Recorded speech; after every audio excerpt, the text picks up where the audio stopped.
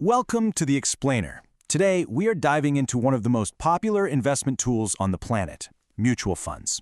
We're going to break down exactly what they are, how they work, and most importantly, how you can use them to start building your own financial future.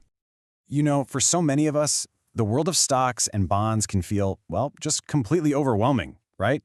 Picking the right companies, trying to manage all that risk, knowing when to buy or sell, it honestly sounds like a full-time job.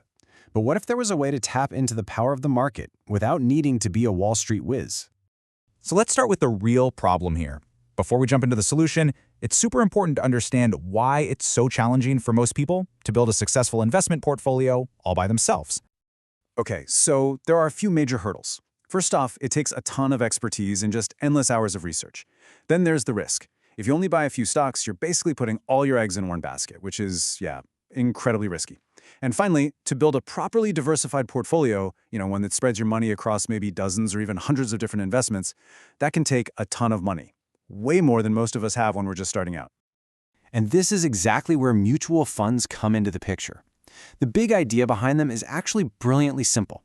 What if you could just leap over all those hurdles by teaming up with thousands of other investors, all in the same boat as you?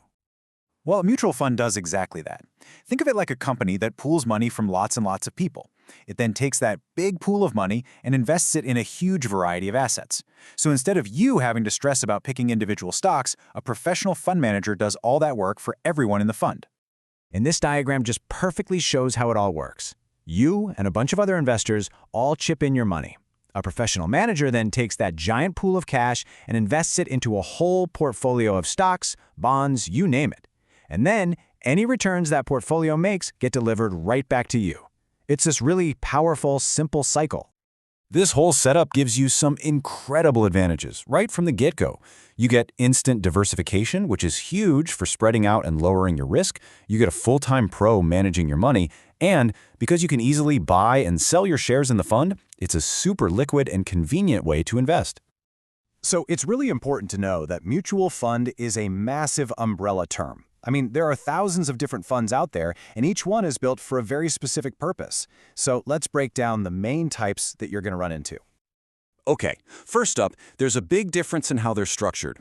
Most funds you'll see are open-end. The price you pay is called the net asset value, or NAV. That's just the per-share value of everything the fund owns, and it's calculated once at the end of each day.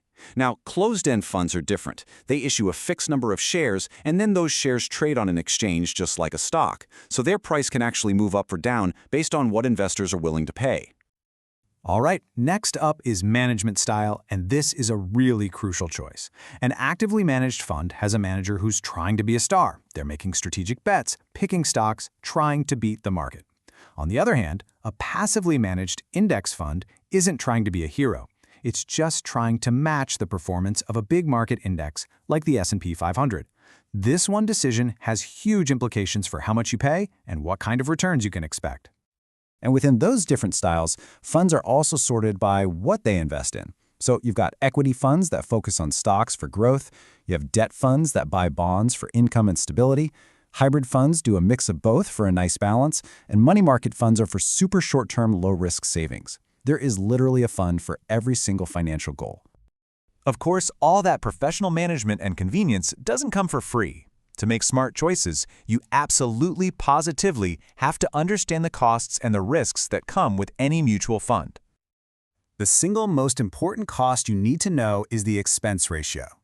Just think of it like an annual management fee. It's a small percentage that gets taken out of the fund's assets automatically every year to cover all the costs, from the manager's salary to paperwork. And here is why this matters so much. Every single dollar you pay in fees is a dollar that isn't growing for you. A fraction of a percent might not sound like a big deal, but trust me, over decades of investing, it can make a massive difference in how much money you end up with. Let's just look at this chart for a second. It compares two funds that have the exact same performance before fees. The only difference is one has a low expense ratio and the other is a bit higher.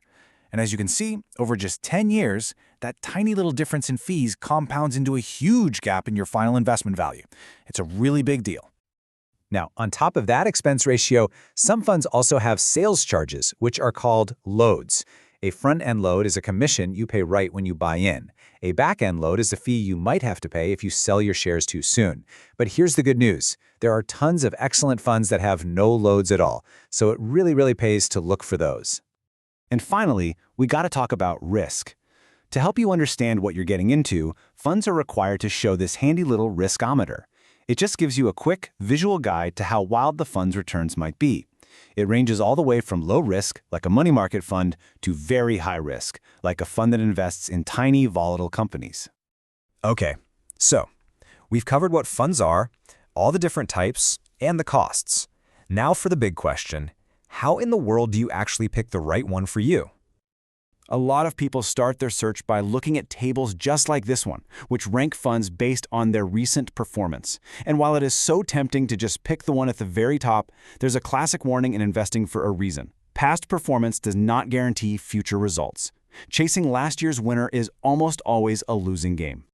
A much better way to do it is to build a framework that's based entirely on, well, you. What are your goals? How much risk are you actually comfortable with? How long do you have to invest? Answering these questions first will help you shrink that giant universe of funds down to just the ones that are a really good fit for your own personal financial journey. At the end of the day, mutual funds aren't just some complicated investment product. They are a powerful tool. They make really sophisticated investing strategies accessible to pretty much everyone. By understanding how they work, you have just taken a massive step toward taking control of your financial goals. So the real question now is, what are you going to build with them?